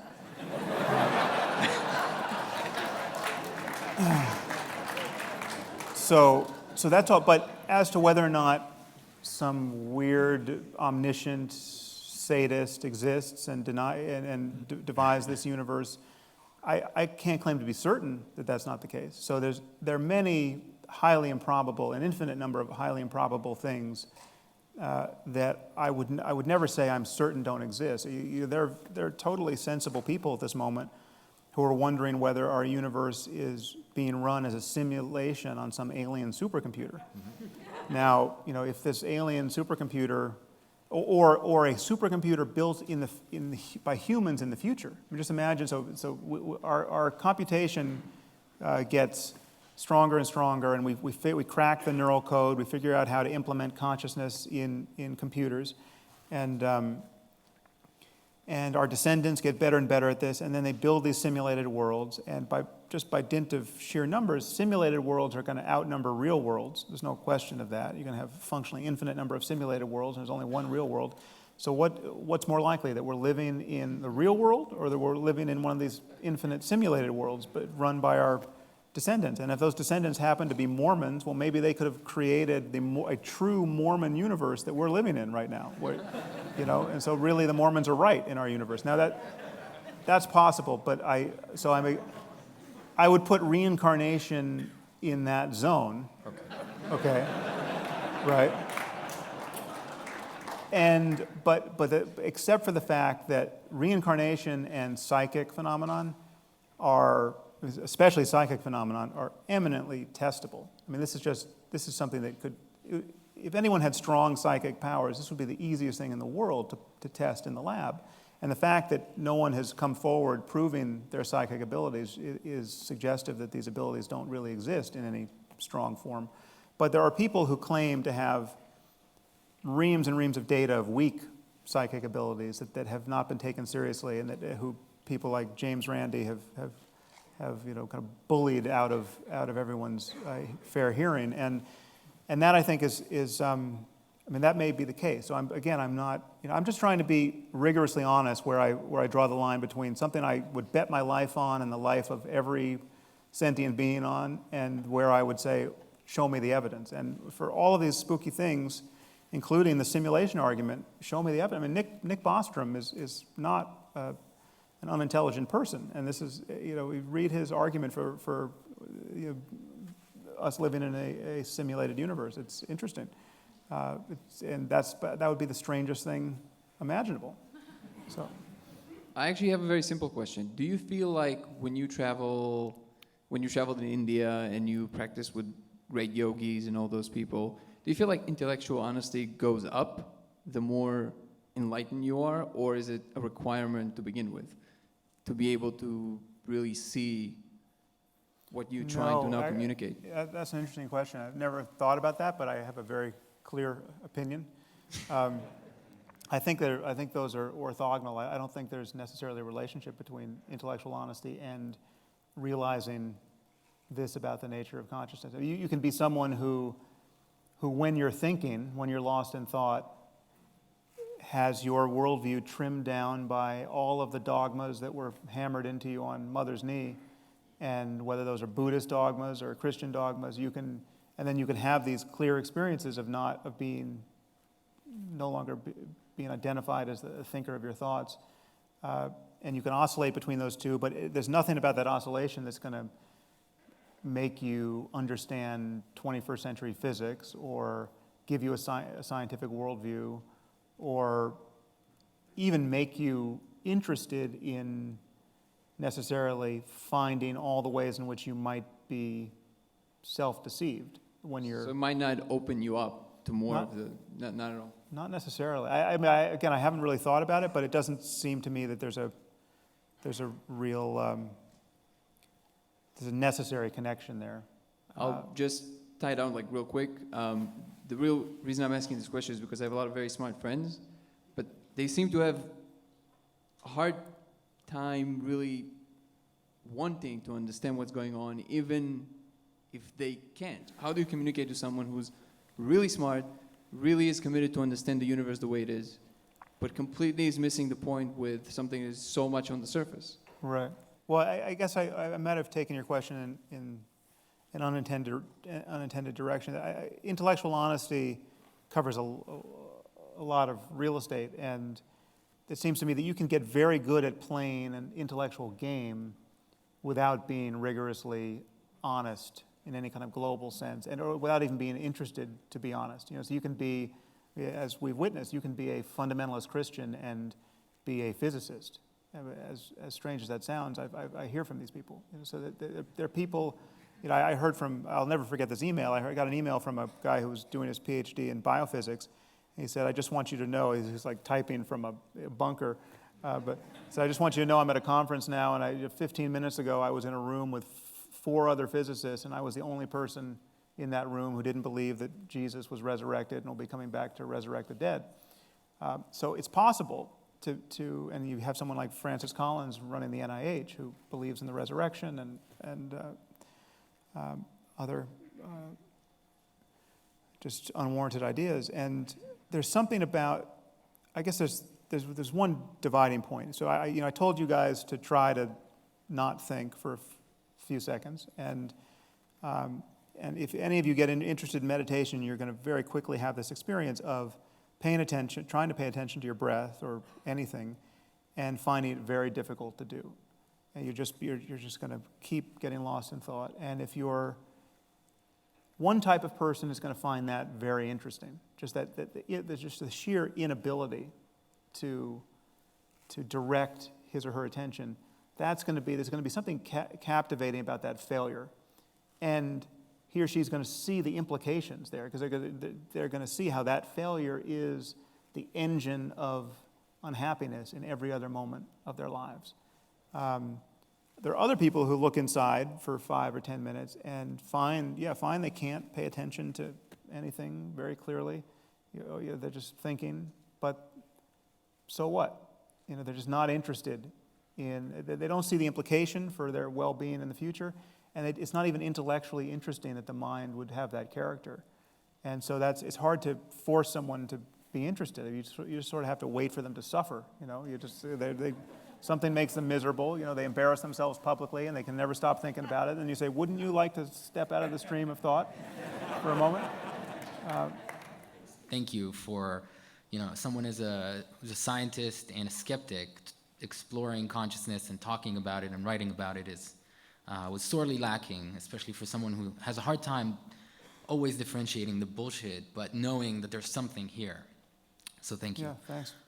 In the first chapter, you mention enlightenment, and my exposure to the concept is more of a sort of a kind of a peak, maybe ultimate experience, rather than a never-ending constant state. Mm-hmm. Even the philosopher and longtime meditator Ken Wilber says he doesn't know of anyone that has it as an uninterrupted state, and for him the longest was 11 days of non-dual awareness, or whatever it's called.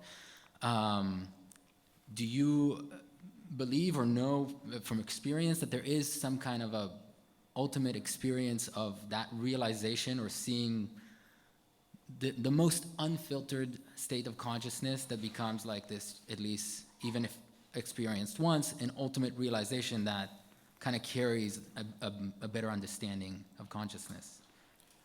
Well, I certainly don't know from experience that there's a permanent state of selflessness or non-duality, because mine, even 11 days is that's at least Sounds like 10.9 days too many days, by my count. But I know that it's possible to feel far more stable than in this experience than I've tended to feel, and that I tend to feel on any given day when I'm, just devoted to, all of the chaos of normal life. But I mean, to be like, if I could just sample my experience, the best hour at the best moment of a 3-month retreat where I've just been doing nothing but meditate. If you could just say, well, there's some people you have met who, that would be their worst hour in the last year, and that basically everything is better. It doesn't get worse than this. That seems to me to be psychologically possible. I don't see any good reason why it wouldn't be possible. My question for you, Sam, is I imagine there's a fair amount of writers, screenwriters, musicians, songwriters in the crowd here. what is, as an author, your writing process to get you into flow, if you have such a process? I'd be interested to get a peek under the hood of your brain as to what you do to get there. Yeah, I can't say that I get there, or that getting there is any different from getting there doing anything else. I just, occasionally I notice that I don't know what I'm going to think next. The next thought just appears, right? It's just not, I'm not authoring my thoughts. One follow-up, do you rework your material, or is it coming out about 80, 90%, I missed the first part of that. Do you rework your material when you write? Yeah. And I should say, I guess this is the right time to say it, that and I've said this in various contexts, unfortunately there's not a great context where I can say it loudly enough that it never gets forgotten. But my wife Annika edits all my stuff, and she's a brilliant editor, and if I make sense for any significant amount of time, she has a lot to do with it, and so she's here. So let's,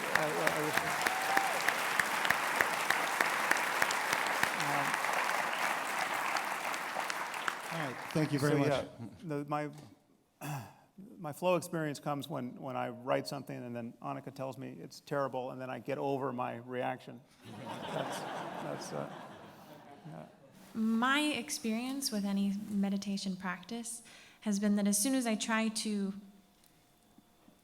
evacuate my thoughts, I am aware of discomfort in my body and pain and just old injuries, and it's very hard for me to not then think about that. And if you have any techniques, homework for achieving a mindful state. Yeah, well, the Vipassana approach is really tailor-made for dealing with that kind of thing, because you're constantly noticing discomfort in the body, and then there's an idea about what the discomfort means, and then there's the resistance to feeling it, and much of the suffering of physical pain, albeit probably not all of it, but certainly a lot of it is the resistance to feeling it and the ideas about what it means. And so just imagine if you've ever played a sport really hard or worked out with weights intensely, you know that there's certain kinds of physical discomfort that can become really enjoyable because they mean something that seems good. They mean you're getting stronger and healthier and you're really working out hard or whatever it is. But if you woke up in the morning feeling the burn of lifting weights, but you weren't lifting weights, and your doctor told you, well, that's, sorry to say, that's just the scariest disease we've got. The meaning you would give to that feeling, the sensations could be exactly the same, and yet that sensation that you would otherwise seek in the gym and actually love it and be disappointed if it didn't visit you at some point in the hour, that sensation would be the worst thing that has ever happened to you, and you'd just be complaining to everyone about it. And yet it's the concept around it that is doing such heavy lifting there. So if you can just get out of the thoughts about what this sensation means, forget about prior injuries, and just pay raw attention to the flow of sensation. Now, that's not to say that you shouldn't sit as comfortably as you can sit, and you might want to get up and move if something is feeling like it's, you can injure yourself sitting still for too long. I mean, people who really get into this will do vow sittings where they'll decide not to move for hours at a time, and that the kind of pain you experience just by not moving is unbelievable, and it can really concentrate the mind, and so people get addicted to the ease of getting concentrated that way, but you can also hurt your body. So I would move, but then don't worry about it. Okay. Thank you. Are you saying that my consciousness is 100% the product of the brain-body organism that thinks it's me, or have you left room for the possibility that there are qualities of consciousness which are not bound by space or time? Well, I go into that some length in the book, because consciousness is, at this point, still a mystery. I mean, it's just a fundamental mystery. We don't know how it arises. Now, there are very good reasons to suspect that it arises by virtue of information processing in some way, in our case, in in the brain with some numbers of neurons in some particular conformity. And it seems like there are areas of our brains that are not giving rise to consciousness. The consciousness is not spread over the entirety of the brain. So it's not just neurons, and it's not just information processing. There's something, whether it's gamma frequency activity, or there's some magic that happens. Except the problem is that really is the statement of a miracle. I mean, if the answer at the back of the book of nature is just you need 10,000 neurons wired in X, Y, and Z way, and they have to be humming along at 70 hertz. That is just that's the recipe for consciousness. And if it's 65 hertz, there's nothing that it's like to be those neurons. But you increase the activity and the lights go on. That's a miracle. I mean, that doesn't actually explain consciousness. And it seems to me that whatever final answer we get about consciousness will have that character. And so that there's something intrinsically mysterious about consciousness. And it may, in fact, be that consciousness goes all the way down in some way, that it may not be crazy to say that a single neuron is conscious, or even a single atom is conscious. Now that, granted, sounds pretty spooky, and the philosophical view is called panpsychism. It seems to me there's no reason to believe that, but there's no reason to fundamentally doubt it either, because I wouldn't expect the universe to appear any differently one way or the other. I wouldn't expect this, if there was an interior dimension to atoms, if atoms were kind of buzzing with just pure beingness, I wouldn't expect this chair to behave any differently. I wouldn't expect the chair to talk to me, there would be no obvious mindedness in the physical world. And so I don't know. But it's certainly reasonable to think that consciousness is the product of brain activity. It's also reasonable to think that it doesn't have to be the wetware of human brains, and it could be instantiated in computers. I mean, would you strongly disagree with the belief or the idea that non-local consciousness is the ground of all being? I would find good reason to doubt that is that there's any need for that hypothesis. I mean, if you're talking about kind of giving primacy to the Copenhagen interpretation of quantum mechanics and the observer effect, that somehow things aren't real until they're observed, that the views of physicists on that subject have changed in the last 80 years, and it's not. This is what happens to a lot of people like Deepak Chopra. The only physics they tend to refer to tends to be the physics of 1930, where there were half a dozen or a dozen very smart physicists who were talking as though reality was more thought-like than rock-like. That mind was somehow entwined with the very fabric of reality. And there are experiments that can give some motivation to that way of talking, but most physicists are not there now in terms of the way they interpret those experiments. And so my deeper point is that you don't need any of the spooky physics or any thoughts about non-locality to become interested in the nature of your own consciousness and to find that there's no self at the center of it.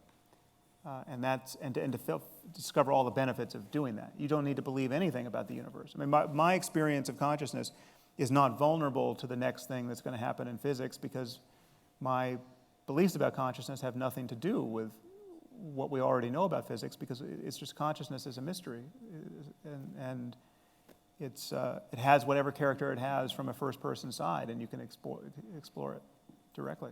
In your talk or in your book on free will and the moral landscape, and now waking up, have you ever, maybe just out of curiosity, envisioned a world where, or maybe just a community or a small group that did have a very solid grasp on a lot of these concepts, and what a kind of society would look like at all, where they had maybe in the free will context, a very deep kind of empathy with everything around them, a very good understanding of the world's impact on them, and maybe in this case, less of a internal view and less of a self-oriented perspective, and how that would look, possibly. I haven't thought a lot about the consequences of everyone thinking the way I think, because it doesn't seem likely to occur in my lifetime or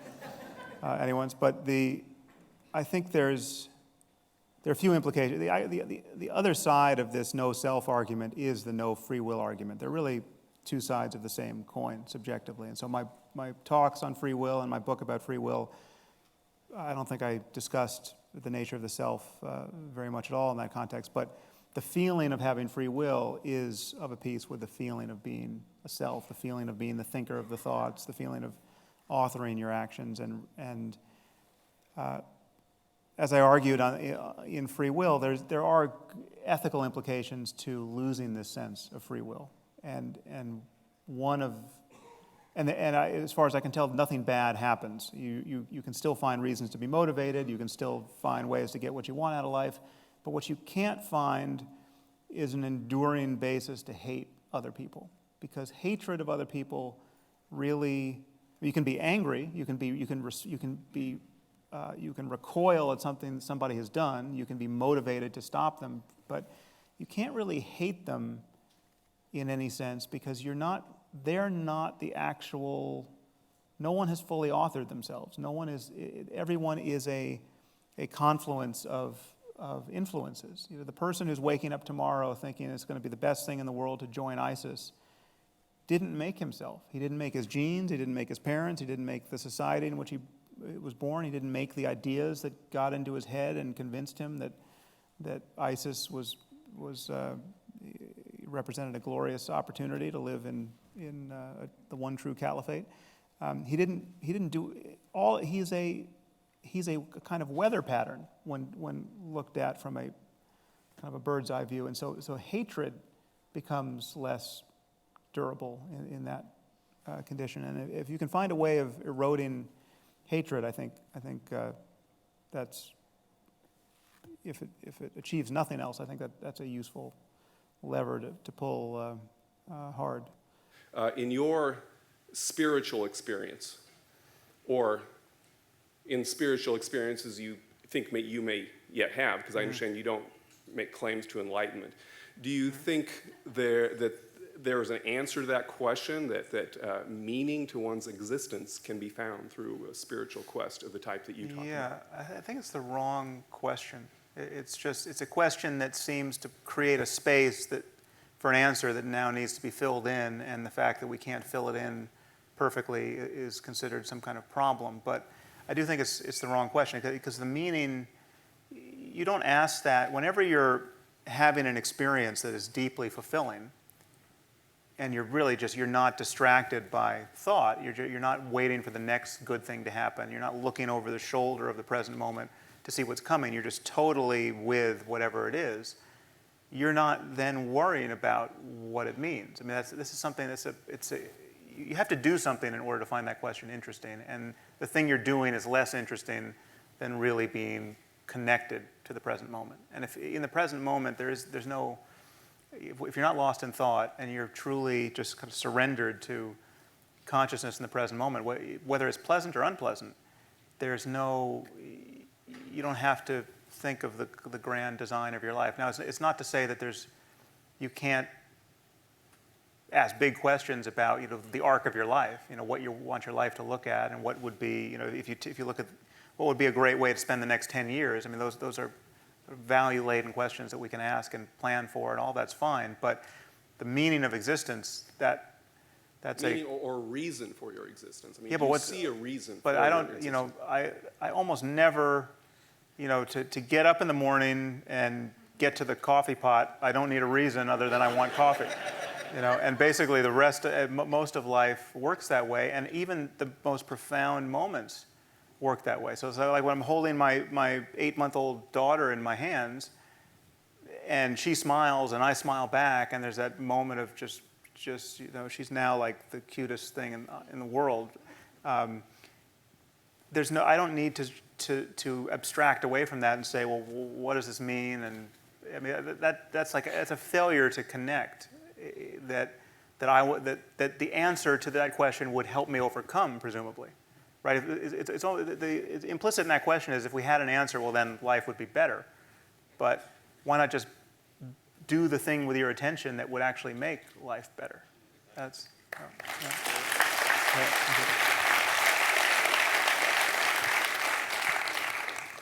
You've spoken in the past about your experience in your 20s in India, and I believe I've heard you say that you pretty much fell for a lot of the religious bamboozlement along with the good stuff.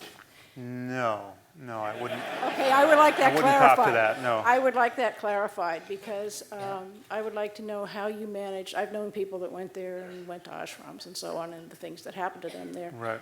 I would like to know more about how you dealt with the religious requirements versus the actual experience. How did you tease out the stuff that was of value?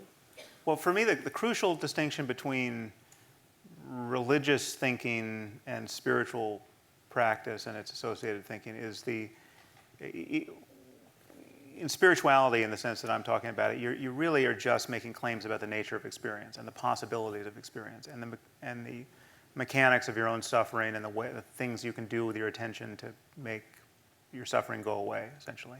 So you're just talking about consciousness and its contents, and you're not making any claims about the nature of reality. You're not making any claims about history or invisible beings or invisible worlds you could reach after death, or none of that, right? That's all the province of religion.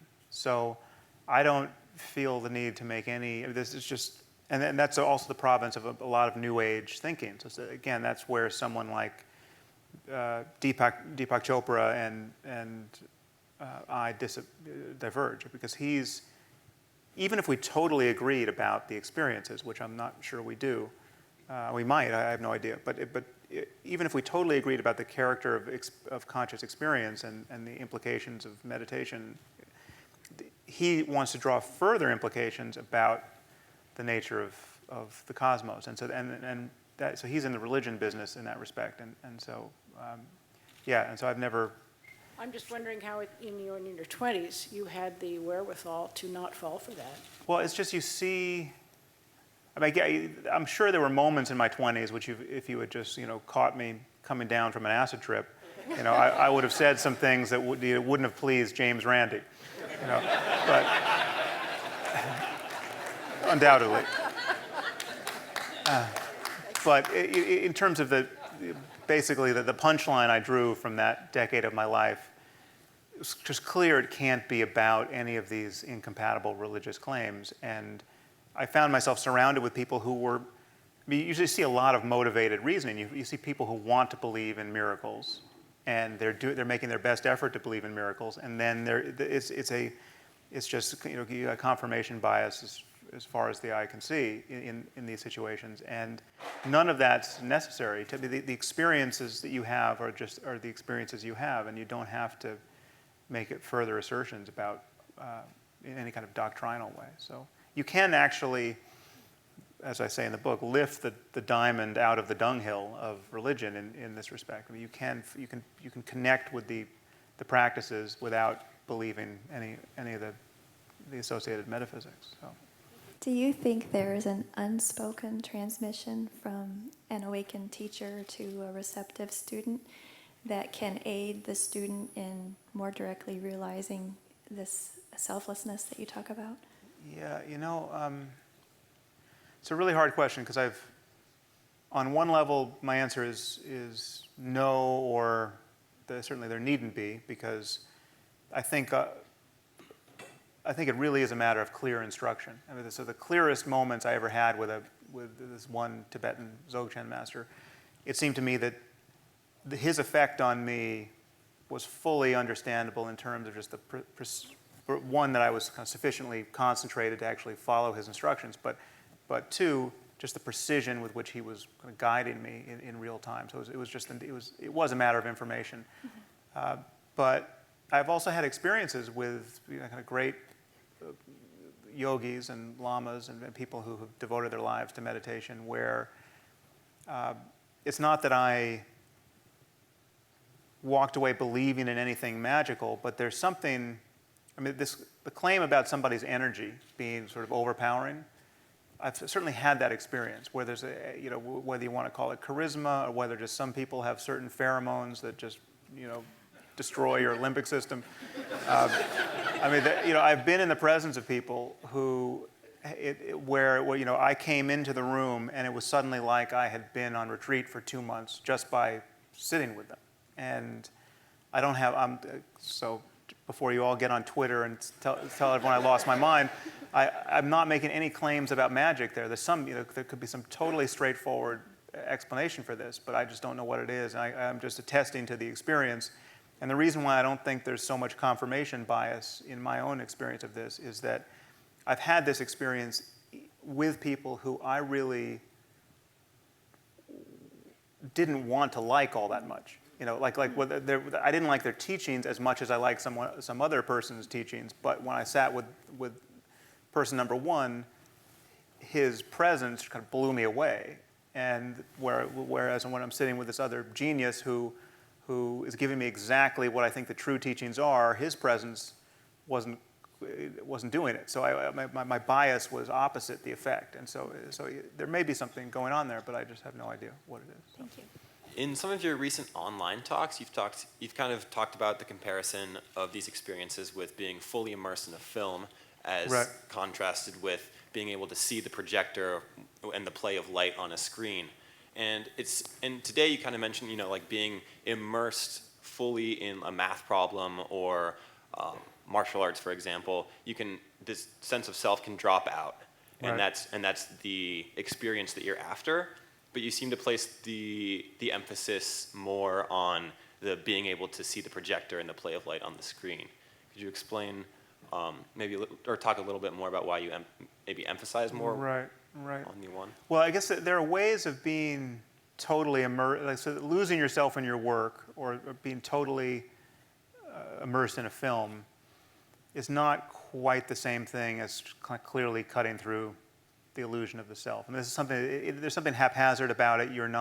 It's happening to you because you're focused on something, but there's not the clarity of awareness where you actually are understanding something about consciousness, and it's not an obvious antidote to psychological pain. So if you're feeling angry, it's true that you can just go watch a good movie and forget about your anger. Doing something else with your attention or read a good book or paying attention to something else is an antidote to psychological suffering. That's true. But it's not the same thing as clearly inspecting the contents of consciousness in that moment and recognizing that the self is an illusion. So it's not, the self is an illusion. So it's not surprising that it falls away in various moments. It's vulnerable to the vicissitudes of just how we pay attention. And it's something that it keeps retrospectively seeming to always be there, because whenever we're thinking, now we're back. It's just me here again. But it's in all those moments, we're not noticing how it's kind of falling away because we were just, reacting to something or totally immersed. So. I was wondering what you thought about the possibility of using technology to expedite the benefits of meditation.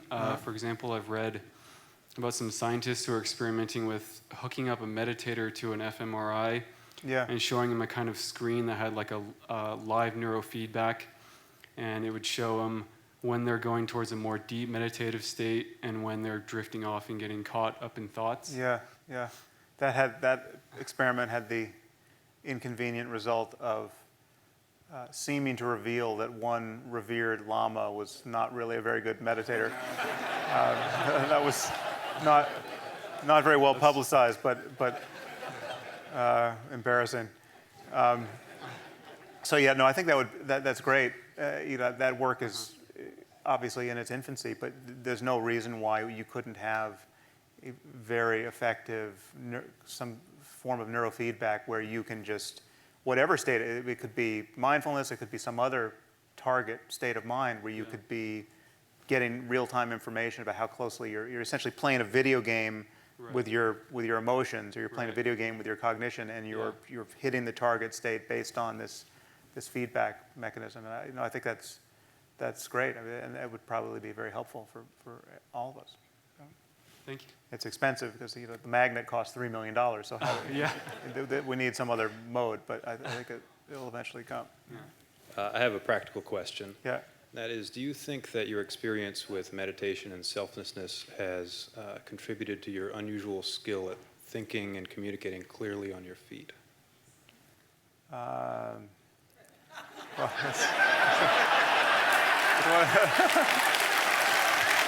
well, that's really one of those questions one can't answer. I think it's, I can't really own that because I obviously, you just wait long enough and I will fail to think clearly on my feet, but it's helped me.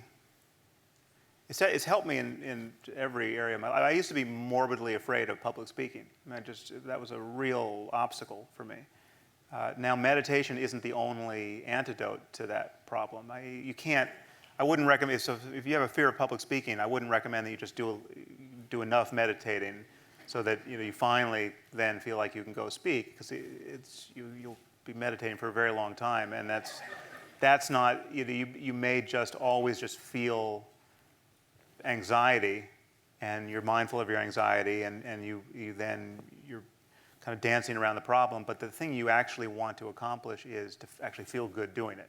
You actually want to get over that hump, and there's no alternative but to then do it. So mindfulness was helpful in me kind of feeling better doing it and being in situations like this, but I can't really honestly credit meditation entirely with that, because it's just, part of it is just doing it. In fact, I think most of it is just doing it and having decent experiences doing it. So, but in terms of the quality of my thinking, I think it's so variable. I find myself in situations where I really am struggling to get the words out, and then I'm just worried about dementia. I'm not exaggerating. So it's you've seen me at good moments. Part of it is people will put something up on YouTube that they don't tend to put up the parts where I'm just stammering. So it's kind of a selection bias. So. As a lifelong atheist who joined a 12-step program a few years ago, I'm always asked to identify a higher power, and I'm told this is a spiritual quest. Yeah. And I'm curious if you have any thoughts about how that alleged spiritual activity could be framed within the context of what you've talked about of selflessness. Yeah, well, I think there's definitely I think there's just a need for a secular alternative to AA. I've got nothing against AA, except I keep hearing from people who wish there was an alternative that didn't require this sort of sign on the dotted line of what seemed to be like something like religion. But I think you can just reframe that and actually sign on the dotted line, because it's all a higher power. It's all your sense of who you are in the present moment can't explain anything. Again, you can't explain how you're able to do this. This is a high, as far as I'm concerned, this is a higher power. This is a total mystery. I don't know how I start it. I don't know how I stop it. And everything is like that. And so you're in a condition that is intrinsically mysterious, and you're thinking, and then thoughts keep arising, and that's and so it's it doesn't seem like a stretch to me to accept a higher power. Yeah. Thank you. Yeah. So not to harp on the split brain, but I found that to be an interesting part, especially as you talked about that it may be indicative of what the normal brain is, two loosely coupled systems. Right. With respect to another part of your book that you mentioned tonight about the talking to yourself not being useful, I've wondered about that and sort of looked in that in my own life the last few days. I wonder if there's an argument to be made that you're making sort of a commissure of sorts by virtue of speaking and then hearing with another loosely coupled part of your brain. And I wonder if there's any neuroscience to back that up, or what you would say. That's an interesting idea. I don't know of any science to back that up, but I think I'm not saying it's never useful. It's what's not useful is to have no alternative. It's the automaticity that you do. It's just the spell that can't be broken, and the feeling that this is just you doing it. But Yeah, clearly self-talk serves some purpose, and because just giving yourself a pep talk can change the way you feel and the way you engage the next experience, and it clearly there are probably some things we can't actually adequately think through without engaging this kind of speech. We just can't. Again, I don't know what it would be like to be so mindful or so free of this illusion that you just kind of rest that way for hours and days at a time. What could one get done in that state? I have no idea. But so it's quite possible that full enlightenment, if such a thing exists, could be totally dysfunctional in many ways. I mean, you're not going to be one of the leading lights of Silicon Valley if you're just sitting there in a non-conceptual state of peace all day long. So somebody has to do the work of building civilization, and it's not going to be the Buddhas. But I don't know. But the fact that talking to that you might be creating a kind of a commissure in a way that's necessary for information transfer from one side to another. I hadn't thought about that. Yeah, in the last chapter of your book, when you're talking about psychedelics and yogis, you said something like, if LSD is like being strapped to a rocket, then learning to meditate is like raising a sail. Yeah. Is there anything in between those two modes of transport? Is there nothing yet that it's just you want a motorboat? Those two. Did you not include anything because you couldn't find it, or is there anything promising in that domain? It kind of comes back to somebody put a motor on this boat, please. Yeah.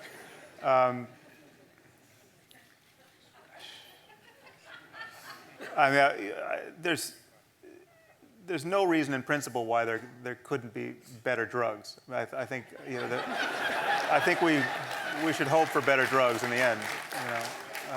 And I think that research is something we want to encourage, because there's just LSD is like being strapped to a rocket, and you just don't know where you're going to wind up. And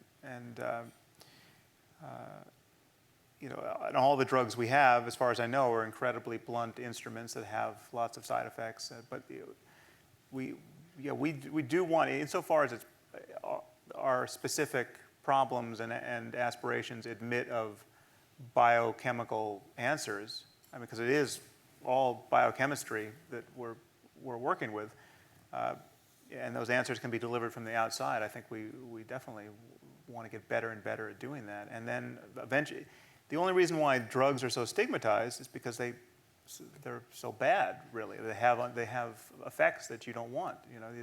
You get into car accidents. It's just not.